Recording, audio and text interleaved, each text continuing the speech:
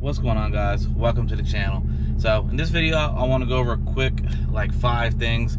It's actually going to be 6, but the important ones are 5 things that I think you should think about or consider before going to TX2K and what you could expect. It's going to be a mix of that. So first things first, this is my first TX2K event that I've ever gone to, and I've been wanting to go since like 08 or 07, maybe a little bit sooner than that. And my expectations were a lot different than what I experienced at the event. So I figured this is something I could throw out there to anybody who's interested in going, and it's still in the air of will they like it, will they not like it, etc. So first things first, it did start off as a Supra event, and now it's not so much a Supra event. Yes, there's Supras there, there's Supras racing, there's Supras on the highway, but it's not like it was before years ago. It is much more of a GTR, Lamborghini, you know, just ridiculous, a whole nother level type of event.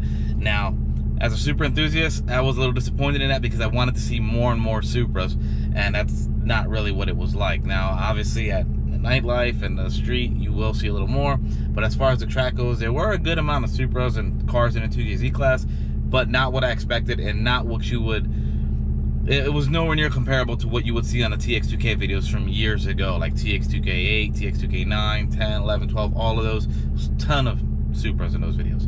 Not so much now. So that's one thing I did want to throw out there. But to get into the 5 main things that I think you should consider and know about TX2K, we're going to start off with one, and in between some of these I'll throw in some clips of the event itself just to keep things interesting, since obviously I did go to the event and I did record a little bit of content. So first thing is going with or without a car. Me personally, my Supra wasn't in any condition to bring to the event, but say it was, I was leaning towards not bringing it just because I figured it'd be a hassle. You know, I've never been to Houston, never been to Texas, never been all the way out there, never been to this event. I didn't want to just jump right into it. Well, after being there for a few days, it was not that bad, it was not that complicated, and I realized it would have been way more fun with a car. You cannot experience the nightlife the same way without a car as you could with the car. Unless you know a ton of people or you know somebody down there and you're going down there staying with somebody and they have space for you, you're not going to get the full experience that TX2K has to offer.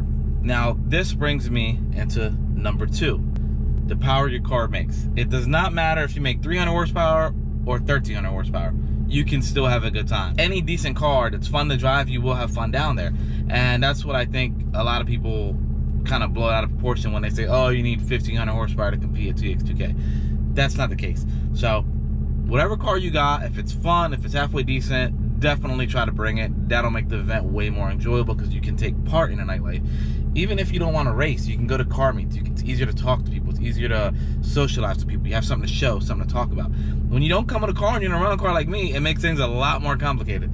So that's the second thing. Regardless of how much power your car does or doesn't have, bring it. It makes for a way better time than to just have a rental. Now this brings us to 3, the third thing about TX2K. Don't fly out there if you're only going to the event. If you know people and you can have fun, then sure, that's great. Don't fly out there just for the event. And this kind of goes to my last thing.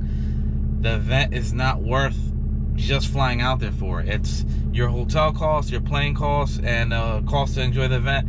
It's, to me personally, I just don't feel like it's worth just the flight. So unless you're racing, the event alone is not worth it to me.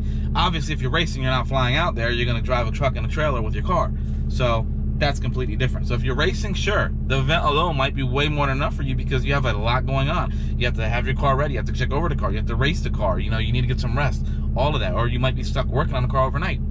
So if you're racing, that's completely different. I understand you going for the event alone. As a spectator, as I went this year, no. And now, this brings us into number 4, location. Are you going to stay near the track or are you going to stay near Houston? So, yes, Houston Raceway Park is the track that TX2K is at.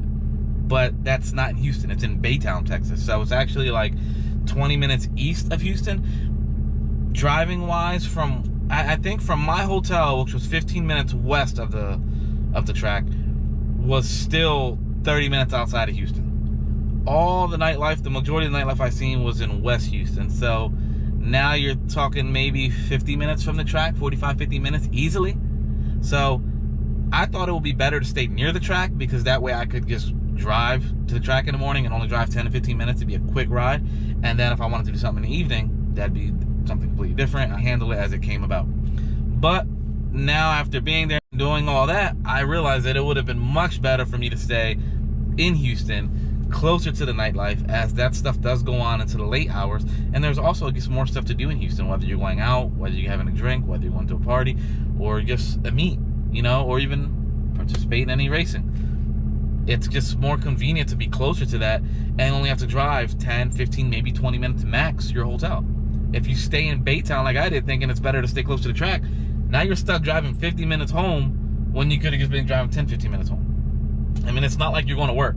If you have time to participate in the night events, you're most likely not racing, so you don't have to be at the track at whatever time they open or before that. So it makes more sense to drive to the track 50 minutes and get there when you get there than to be super close to the track and then have to drive 50 minutes at night or 50 minutes at 2, 3, 4, 5 o'clock in the morning until whenever you get done hanging out.